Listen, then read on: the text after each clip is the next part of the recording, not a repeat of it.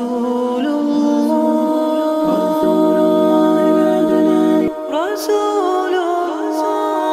رسول الله أسألك يا ربي لقيا أسألك يا ربي لقيا عند الحوض يلاقينا ومع الصحب يروينا وللجنات أمانينا لا تخذلنا يا رب وللجنات أمانينا لا تخذلنا يا رب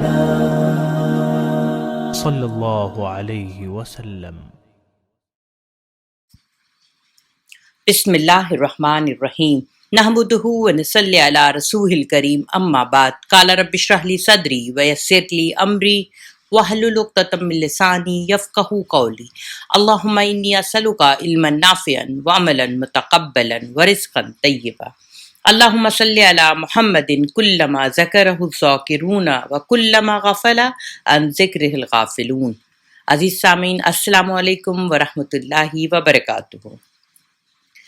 آج ہم دیکھیں گے کہ اللہ کے رسول صلی اللہ علیہ وسلم پہ جب یہ وحی نازل ہوئی تو اس کو اللہ کے رسول صلی اللہ علیہ وسلم نے اس کی تبلیغ کیسے کی، اس کی کوشش کیسے کی۔ تو جو یہ آپ کہہ سکتے ہیں، جیسے لوگ کہتے ہیں خفیہ دعوت تو نہیں کہتے، خفیہ یعنی سیکرٹ ہوتا ہے، خفیہ دعوت تو نہیں تھی، لیکن آپ اس کو پرائیویٹ دعوت کہہ سکتے ہیں، یعنی کہ نجی دعوت تھی۔ تو یہ معلوم ہوتا ہے کہ مکہ میں جب آپ صلی اللہ علیہ وسلم کو وحی ملی تو آپ صلی اللہ علیہ وسلم کو جب حکم ہوا کہ لوگوں کو بتائیں تو آپ اپنے نجی تعلقات پہ نجی لوگوں کو بتاتے تھے۔ جیسے آپ نجی لوگوں میں کس کو شمار کریں گے؟ آپ صلی اللہ علیہ وسلم نے جیسے ہی آئے حضرت خدیجہ سے ذکر کیا، حضرت خدیجہ نے تو اسی وقت مان لیا، بلکہ تو جب وحی جیسی سمجھ بھی نہیں آ رہی تب بھی کہا نہیں، اللہ آپ کو رسوا نہیں کرے گا۔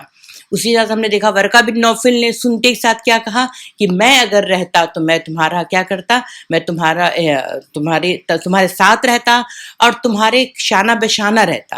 تو انہوں نے بھی اپنے ساتھ دینے کا بتایا، لیکن اس میں ہم دیکھتے ہیں کہ جب اللہ کے رسول صلی اللہ علیہ وسلم نے بتایا تو سب سے پہلے جو اسلام لائے تو سب جو لکھا جاتا ہے کہ آپ کی بیوی ام المومنین حضرت خدیجہ بنت خویلد، آپ کے آزاد کرتا غلام جو حضرت زید کے بارے میں ہم نے پڑھا تھا، اور پھر آپ کے چچیرے بھائی حضرت علی ابن طالب جو آپ کے زیر کفالت تھے، اور آپ کے یار غار حضرت ابو بکر صدیق رضی اللہ تعالیٰ عنہم اجمعین۔ اس کے بعد ابو بکر صدیق رضی اللہ تعالیٰ عنہ اسلام کی تبلیغ میں سرگرم ہو گئے، اور وہ بڑے ہر دل عزیز، نرم خو، پسندیدہ خصائل کے حامل تھے، با اخلاق اور دریا دل تھے۔ ان کے پاس ان کی مروت، دور اندیشی، تجارت اور حسن صحبت کی وجہ سے لوگوں کی خوب آمد و رفت لگی رہتی تھی، چنانچہ انہوں نے اپنے پاس آنے جانے والے اور اٹھنے بیٹھنے والوں میں سے جس کو قابل اعتماد پایا اب اسے اسلام کی دعوت دینی شروع کر دی۔ تو ان کی کوشش سے حضرت عثمان، حضرت زبیر، حضرت عبد الرحمن بن عوف، حضرت سعد بن وقاص، حضرت طلحہ بن عبید اللہ رضی اللہ تعالیٰ عنہم اجمعین، یہ سارے کے سارے مسلمان ہو گئے۔ عشرہ مبشرہ کے جو 6 لوگ ہیں، یعنی خود ابو بکر صدیق کو ملا کے 6 لوگ جو ہیں وہ کون ہیں؟ ابو بکر صدیق کی دعوت پہ اسلام قبول کیے۔ یہ ہے مقام ابو بکر صدیق کا۔ اب سوچیں یہ اسلام کے لیے جو بھی کنٹریبیوشن انہوں نے کیا ہے یا ان کا جو بھی نیکی ہے وہ کس کے کھاتے میں جا رہی ہے، کہاں جا رہی ہے، اس پر غور کریے۔ آپ یہ بزنس دیکھیے ابو بکر صدیق رضی اللہ تعالیٰ عنہ کا، دنیا کا بھی اور آخرت کا بھی۔ تو شروع میں جو لوگ اسلام لائے ان میں حضرت بلال حبشی بھی ہیں، ان کے بعد امت میں حضرت ابو عبیدہ عامر بن جراح ہیں، ابو سلمہ ہیں، اور ابو سلمہ بن عبد الاسد ارکم بن ابی ارکم ہیں، عثمان بن مطعون ہیں، اور ان کے دونوں بھائی قدامہ اور عبداللہ، عبیدہ بن حارث بن مطلب ہیں، عبد مناف سعید بن زید ہیں، اور ان کی بیوی یعنی حضرت عمر کی بہن فاطمہ بنت خطاب۔ سعید بن زید آپ کو یاد ہے، وہ جو ہم نے پڑھا تھا، وہ حنیف ان کے والد تھے، یہ ان کے بیٹے ہیں۔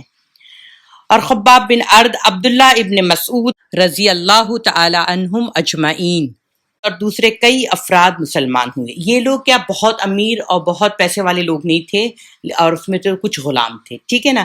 عبداللہ ابن مسعود کے بارے میں آپ جان لیجئے کہ یہ جو ہیں، یہ آپ ایک طرح سے کہہ سکتے ہیں، نہ یہ غلام تھے اور نہ ہی یہ ایلیٹ تھے اور نہ ہی قریش کے اس میں سے تھے کہ جو بولتے ہیں نا رئیس خاندان سے تھے، بلکہ ان کا تو تعلق آپ ایسے کہہ سکتے ہیں کہ یہ امپلائی کیٹیگری کے تھے، اور یہاں پہ وہ جو ہے مکہ میں کسی کے اس میں جیسے بولتے ہیں نا کہ انہوں نے ان کو وہ دیا ہوا تھا، پروٹیکشن دی ہوئی تھی، اور وہ وہاں پہ رہ رہے تھے.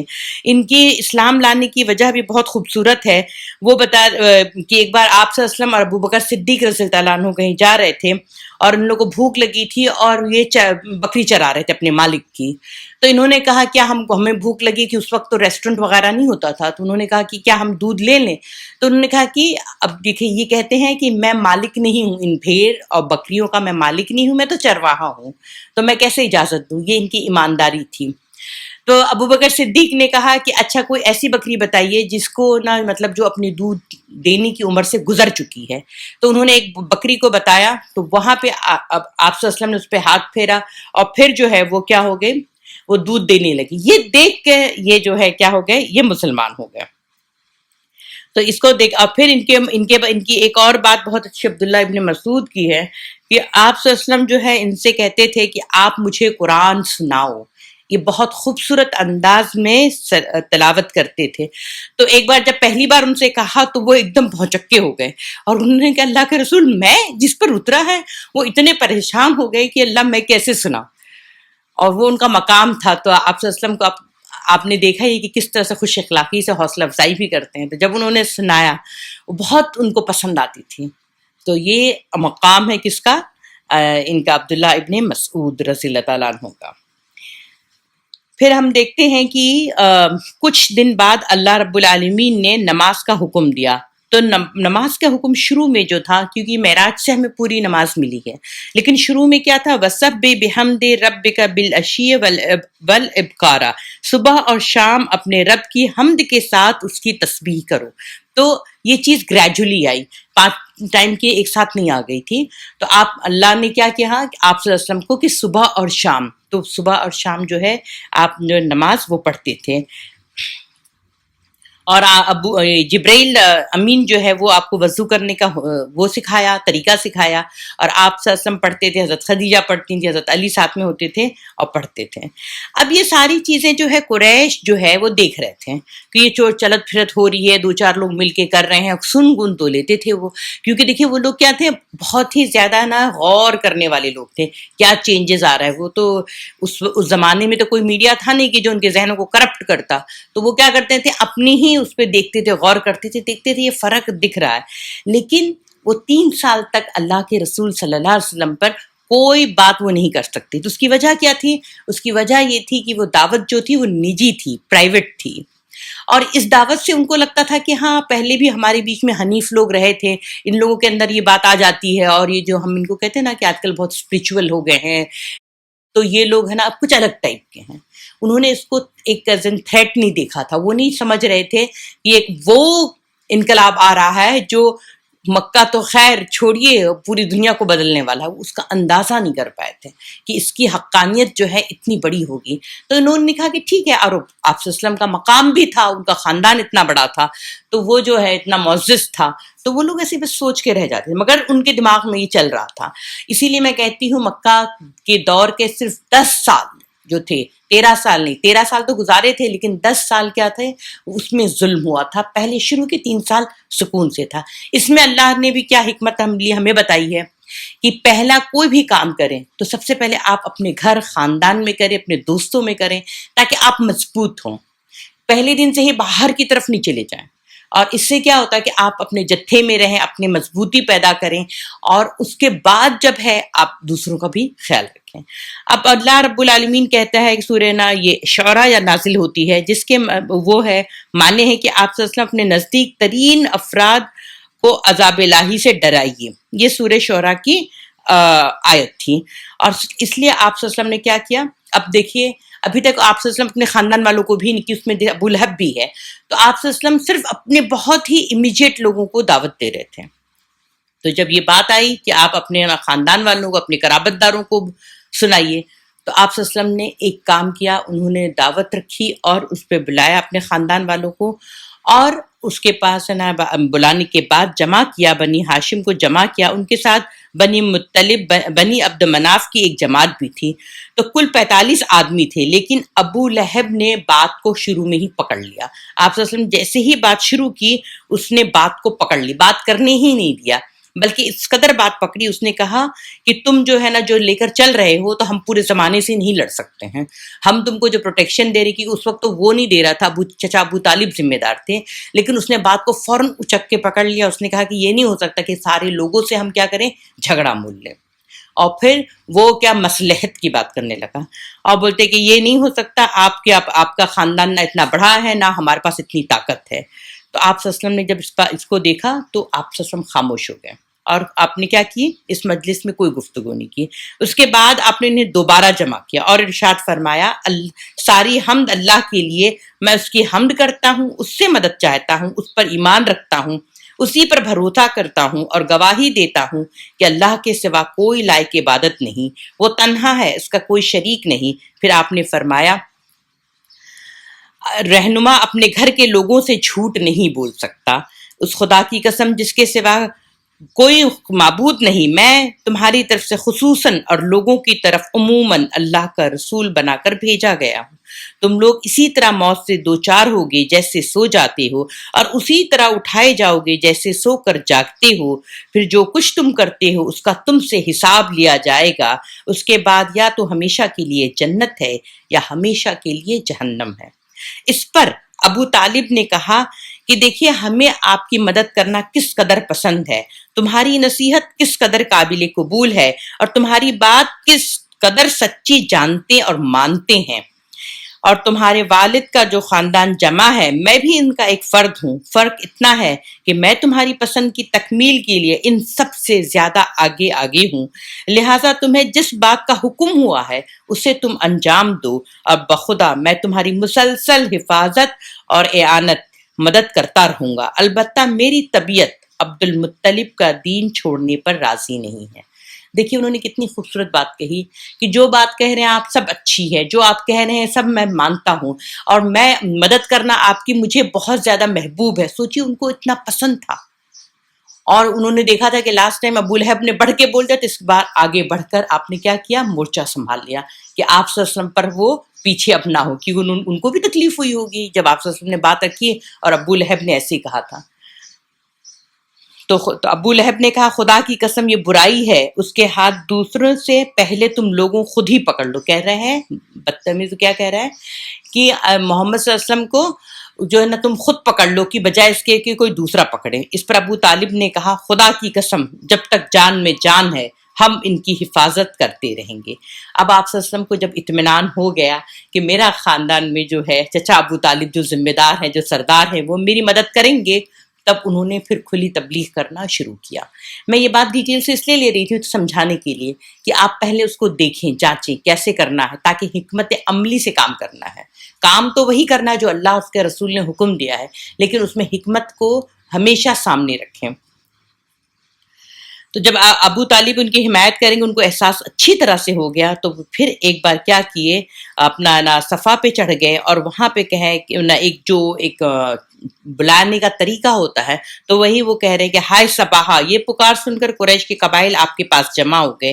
آپ نے انہیں خدا کی توحید اور اپنی رسالت اور یوم آخرت پر ایمان لانے کی دعوت دی۔ دیکھیے مکہ کے دور کی جتنی سورہ ہیں، ان کی جو تمام مضمون اس 3 بات پر گھومتے رہتے ہیں، کس پہ؟ اللہ کی توحید اور اللہ کے رسول کی رسالت اور آخرت، یہ 3 چیز۔ تو ہم جو ہے فی الحال مکی دور میں مجھے ایسا ہی لگتا ہے، تو ہم یہ 3 چیز پہ اگر آپ فوکس کر لیں گے نا، تو انشاءاللہ ہمارا دنیا اور آخرت دونوں سنور جائے گی۔ تو کم از کم ہم اس 3 بات کے لیے آ جائیں کہ اللہ ایک ہے، اس کے ساتھ کسی کو کہیں بھی کسی طرح سے بھی کوئی شامل کرنا، کسی انداز میں بھی نہیں کرنا ہے۔ اور اس کے علاوہ رسول صلی اللہ علیہ وسلم کی، دیکھیے رسول پہ ایمان لانا، ان سے محبت کرنا، اور یہ ماننا کہ وہ آخری رسول ہیں، یہی ایمان ہے بس۔ کیونکہ آج کل فتنہ ہمارے گھروں میں ایسے داخل ہو رہے ہیں جیسے بارش کا پانی. آخری فتنہ جو چل رہا ہے وہ یہ چل رہا ہے کہ جو لوگ ان کا احمدیہ والا، جو لوگ کہ بہت زیادہ کیا کر رہے ہیں، آپ صلی اللہ علیہ وسلم کو نہیں مانتے کہ وہ آخری رسول ہیں، نعوذ باللہ ان کے اپنے امام کو مانتے ہیں. اور یہ اتنا بڑا فتنہ ہے مسلم ورلڈ میں، بہت چل رہا ہے. اور آخرت کا حساب دیکھیے، یوم آخرت پر ایمان لانا، اگر یہ چیز جو ہے وہ انسان کو سیدھا رکھتی ہے. ٹھیک ہے، تو آپ صلی اللہ علیہ وسلم نے جب ہے نا یہ بات ہے نا شروع کی، کوہ صفا پر چڑھ کر قریش کو آواز لگانی شروع کی کہ اے فہر، اے بنی فہر، اے بنی عدی، یہاں تک کہ سب کو اکٹھا ہو گئے. تو کوئی آدمی جو نہیں جا سکتا تھا اس نے اپنا ہے نا ایک آدمی بھیج دیا کہ جاؤ جاؤ دیکھو کہ محمد کیا کہہ رہے ہیں صلی اللہ علیہ وسلم، کیونکہ ان کا مقام بہت بلند تھا، ان کو جانتے تھے وہ امین اور صادق ہیں.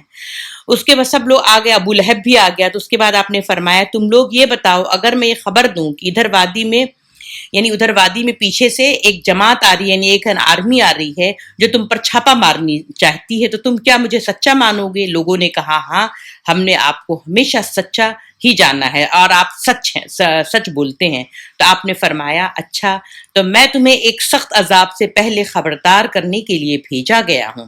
اس پر ابو لہب نے کوئی نے منہ نہیں کھولا، لیکن سب سے پہلے اس نے کیا کیا، ابو لہب نے کہا کہ تو ہمارے دن جو نا غارت کر دیا، تو نے ہمیں اس لیے جمع کیا تھا. اس وقت جو ہے سورہ تبت یدا ابی لہب و تب نازل ہوئی کہ ابو لہب کے دونوں ہاتھ جو ہے ٹوٹ گئے اور وہ خود غارت ہوا.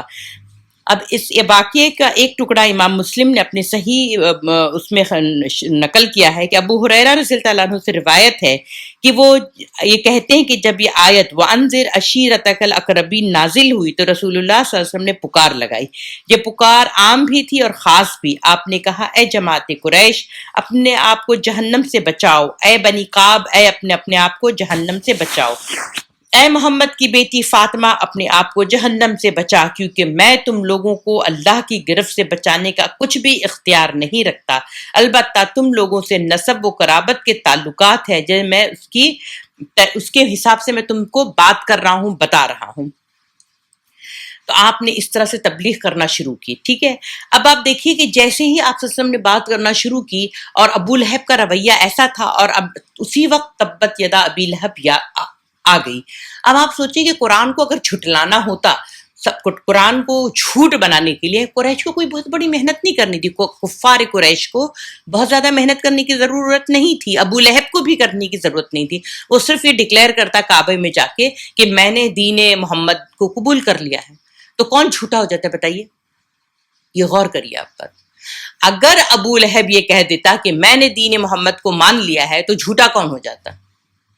لیکن وہ دیکھیے، وہ تبت یدا تبھی نازل ہو گئی تھی، اللہ رب العالمین نے اس کو پکڑ لیا تھا. اور دوسری بات اس میں ایک بہت ہی زیادہ ہے نا یہ ہے ایک وارننگ ہے. اس کی وجہ یہ ہے کہ یہ جہاں جہاں آپ صلی اللہ علیہ وسلم جاتے تھے تو وہ یہ جو ابو لہب تھا وہ آپ صلی اللہ علیہ وسلم سے دشمنی کرتا تھا. آپ صلی اللہ علیہ وسلم سے وہ اس قدر دشمنی کرتا تھا کہ کبھی ہے نا اس کی جو ہمسائے میں تھی تو اس کی بیوی جو تھی وہ جو ہے کیا کرتی تھی، آپ کے راستے میں کانٹے بچھا دیتی تھی.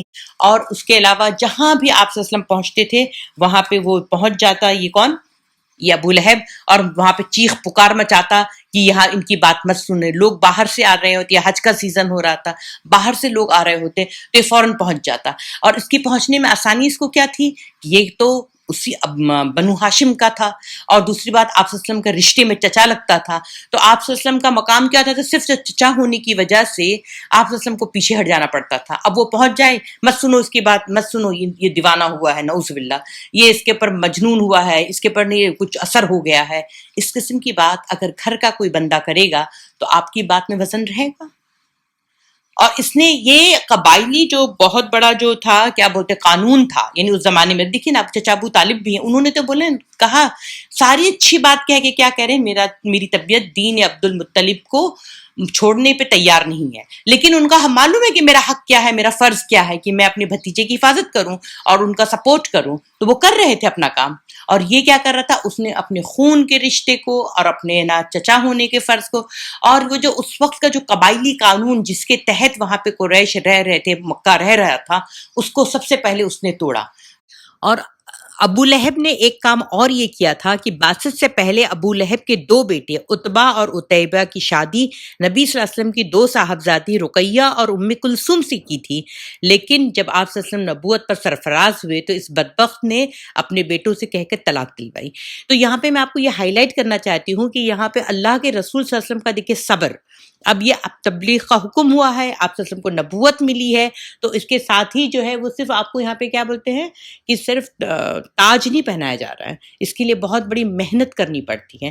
تو یہاں پہلے دن سے اللہ رب العالمین ہمیں بتا رہا ہے کہ تمہیں کہاں کہاں سے آزمائش آئے گی۔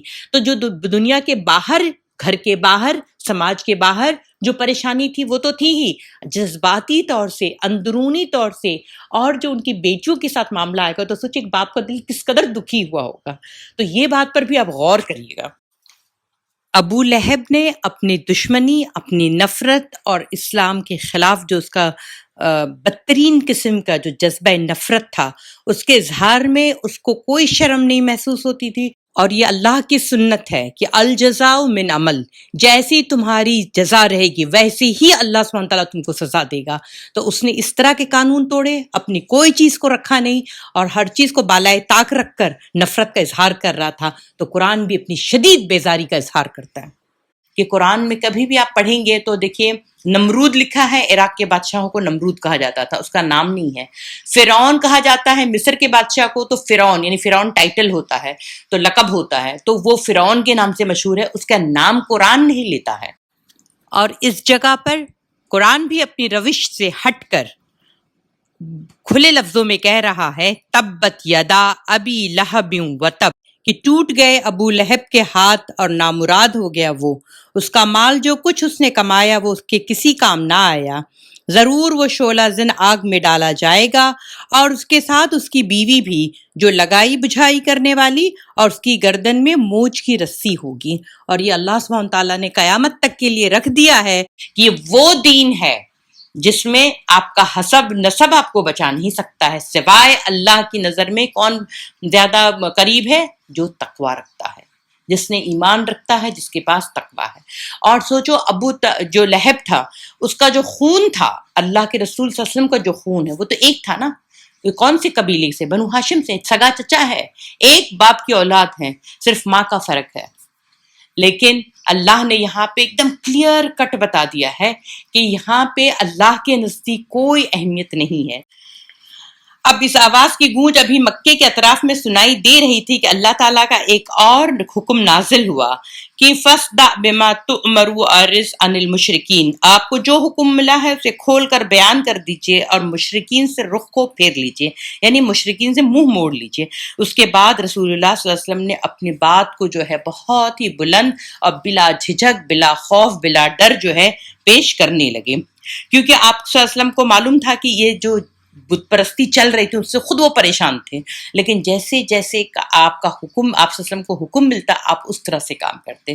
اسی لیے اللہ کے رسول صلی اللہ علیہ وسلم کی جو زندگی ہے، پوری زندگی 23 سال نبوت کے بعد کی، وہ سب کے سب کس کے حکم پر چل رہی ہے؟ اللہ کے حکم پہ چل رہی ہے۔ اللہ نے کہا کہ تم خفیہ رکھو، یعنی خفیہ مطلب پرائیویٹ رکھو، نجی معاملہ رکھو، تو انہوں نے صرف اپنے نجی دوستوں کو بولا، یہاں تک کہ خاندان کو بھی نہیں بولا تھا۔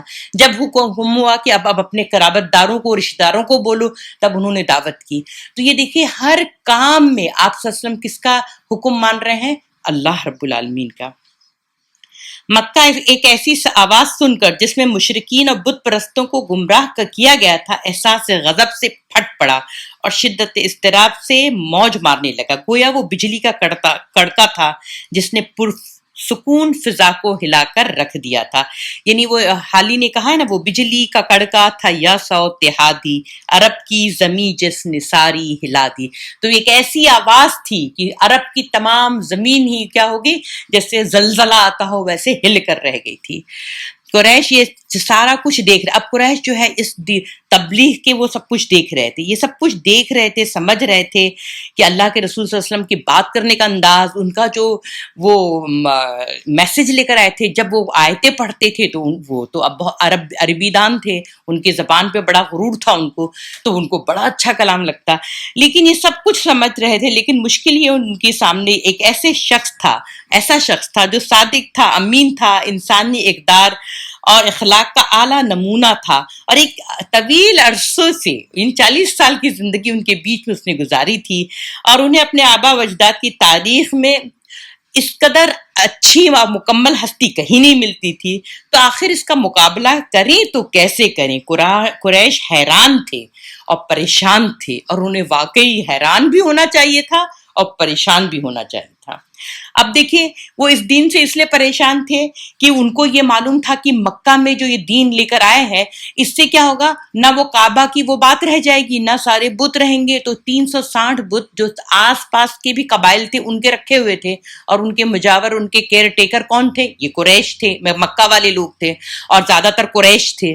اب یہ قریش کی دھاک تھی، یعنی کعبہ کے مجاور ہونے کے ناطے سے لوگ ان کے آگے جھکتے تھے، چڑھاوا آتا تھا، آمدنی اس کی بہت تھی، اور لوگوں پر ذہنی اور نفسیاتی طور سے قریش ہونے کا وہ خوب فائدہ اٹھاتے تھے، اور یہاں تک کہ وہ یہ ڈیمانڈ بھی ہو رہا تھا کہ یہاں پہ دیکھیں اس دین میں اللہ کیا ڈیمانڈ کر رہا ہے کہ تم پہلے اپنی جان، اپنا مال، اپنی عزت، اپنی میں کو سب سے پہلے رکھو اللہ کے لیے، اس کے رسول کے لیے، اس کے بعد پھر آپ کو جو ملے گا۔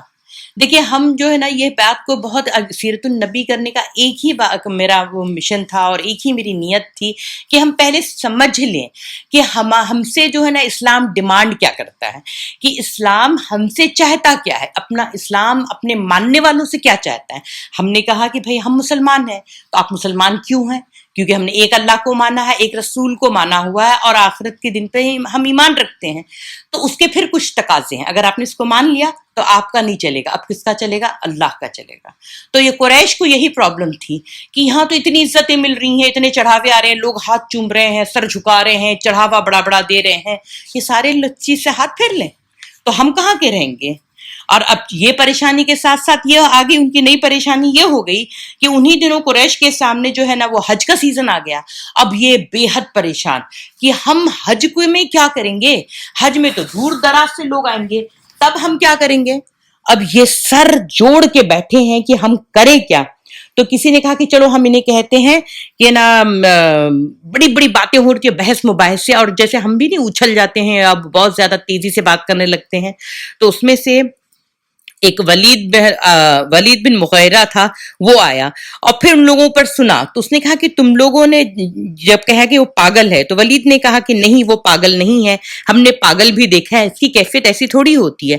تو لوگوں نے کہا کہ تب ہم کہیں گے وہ شاعر ہے، تو ولید نے کہا شاعر بھی نہیں ہے، شاعر تو کبھی ایک وقت میں ایسا ہوتا ہے اور کس طرح چاپلوسی کرتا ہے، تو شاعر کی یہ وہ نہیں ہے۔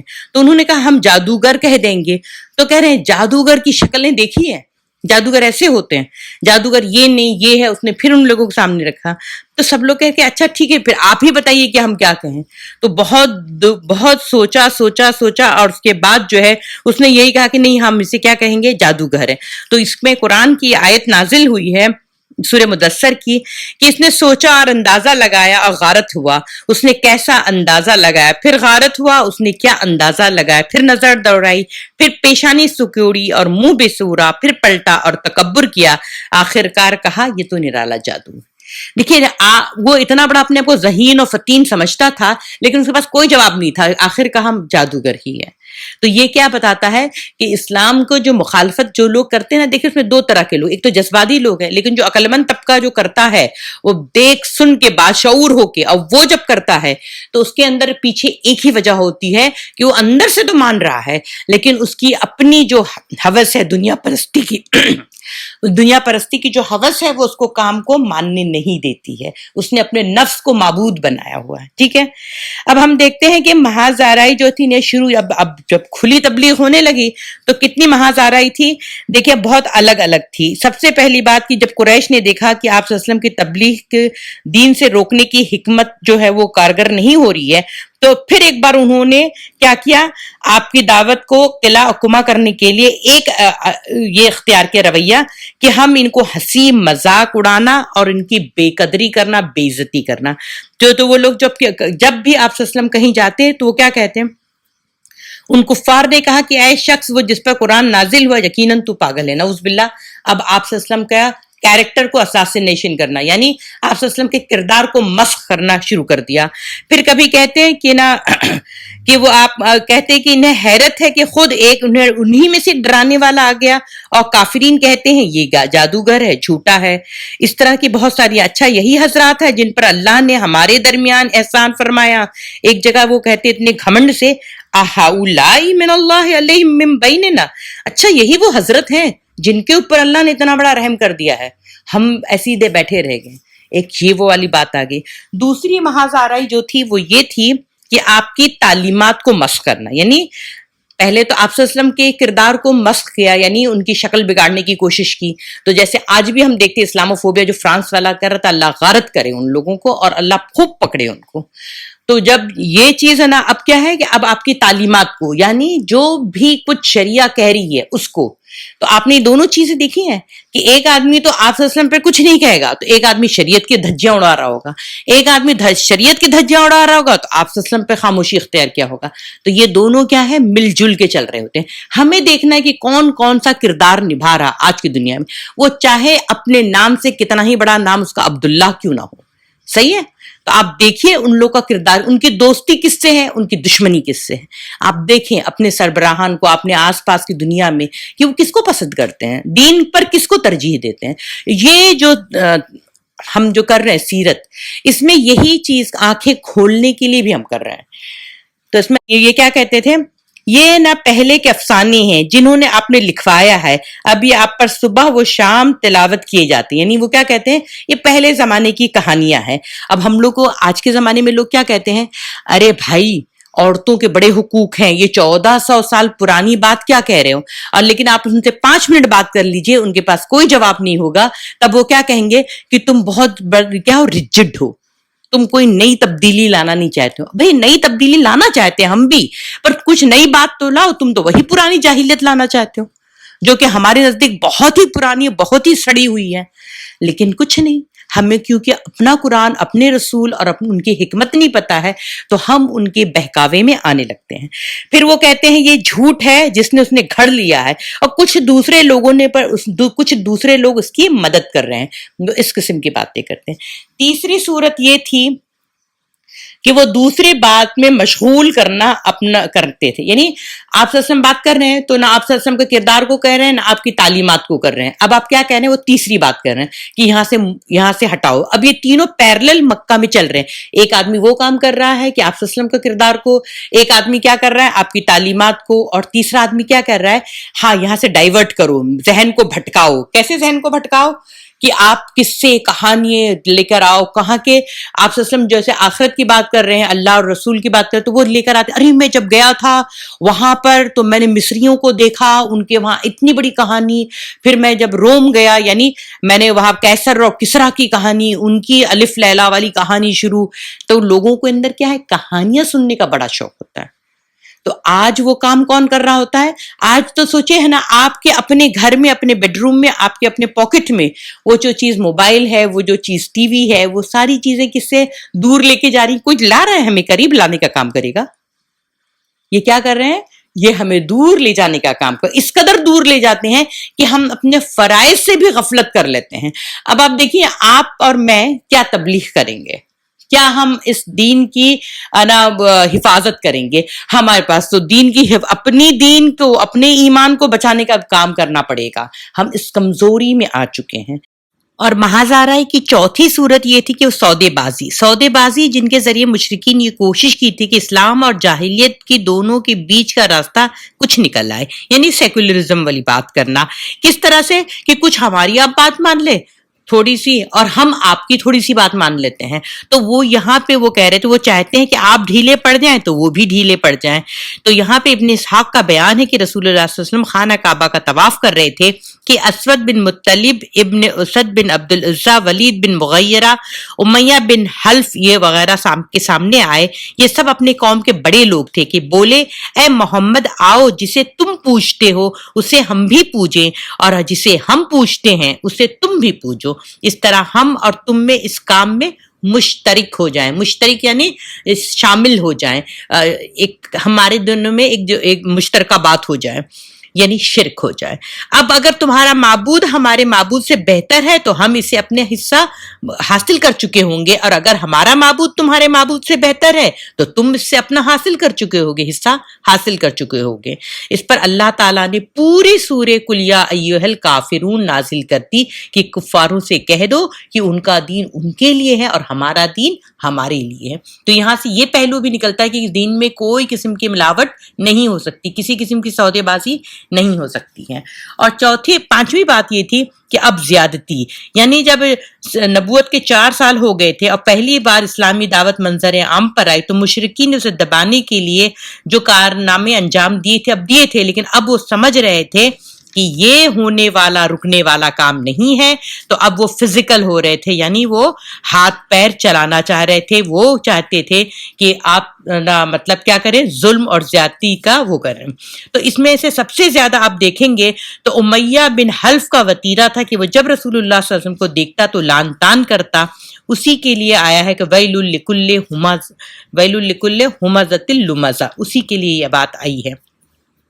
ابو جہل کبھی کبھی رسول اللہ صلی اللہ علیہ وسلم کے پاس آ کر قرآن سنتا، لیکن بس سنتا ہی تھا، ایمان اور اطاعت اور خشیت نہیں اختیار کرتا تھا۔ اس کے علاوہ ہم دیکھیں گے کہ بہت ساری بات تھی، لیکن میں آپ کو تھوڑی سی بات بتانا چاہ رہی تھی کہ آپ صلی اللہ علیہ وسلم جب نماز پڑھتے تو وہ لوگ کیا کرتے تھے کہ وہ گندگی کا جو اوجھ ہے وہ پھینک دیتے تھے جانوروں کا۔ تو ایک بار ایسا ہوا تو حضرت فاطمہ رو رہی تھیں اور یہ لوگ ہنس رہے تھے۔ تو یہ میں بتانا چاہ رہی کہ کس طرح سے لوگوں کو ٹارچر کیا گیا۔ اور اس میں عثمان غنی رضی اللہ عنہ کا جو واقعہ ہے کہ انہیں کھجور کی چٹائی میں لپیٹ کر ان کے نیچے سے دھواں دیا جاتا۔ اور پھر حضرت مصعب بن عمیر رضی اللہ تعالیٰ عنہ، حضرت مصعب بن عمیر رضی اللہ تعالیٰ عنہ کا جو واقعہ ہے وہ بہت ہی زیادہ دل ہلا دینے والا ہے، وہ ہم انشاءاللہ کل سنیں گے۔ جزاک اللہ خیر، شکرا۔